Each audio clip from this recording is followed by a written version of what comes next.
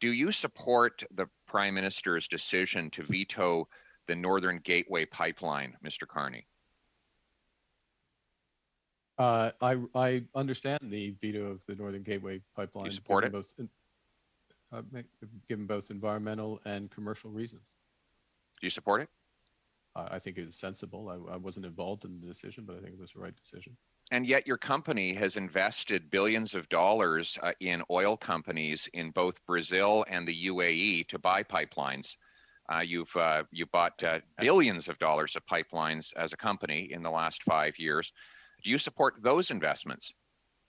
Mr. Poilievre, there is a global energy system, and one of the issues, I'm trying to explain a bit of how the economy works. One of the Thank issues, you so much. It may help. One of the issues for this committee in thinking about a sustainable transition. Do you support it? Where is Canada's role in those as energy transitions from fossil fuels to renewables, and in different jurisdictions? Into different geography, it matters. It matters, and this is a fundamental point. Yeah. No, I'm sorry. This is a fundamental. You're finally getting to a point you've exceeded that the is time. relevant to this committee's inquiry. What you're saying is you oppose pipelines in Canada, but you support them in the UAE and in Brazil. That's what you've actually said. There are specific. That's your double standard. It is not a double standard. It is a double standard. No, it's not. You make billions of dollars off foreign pipelines, and you shut them down here at home, putting our people out of work.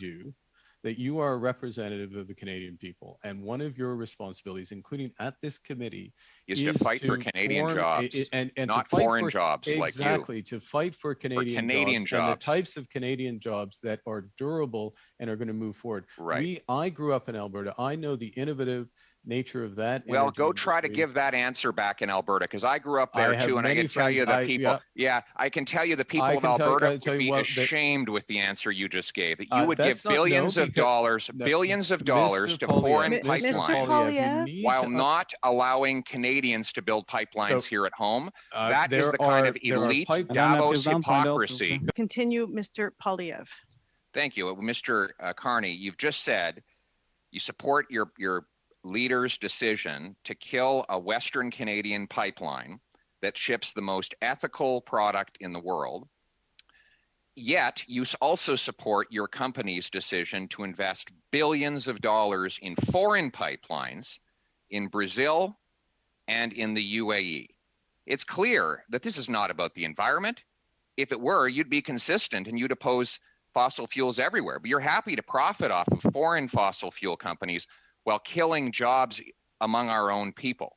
How do you address that flagrant hypocrisy? It smacks of the Davos elite at its worst. Okay. First thing, absolutely, I support Canadian jobs, and I support Canadian jobs today and tomorrow. And in order to have those jobs tomorrow, what we need and what this committee can contribute is an energy transition.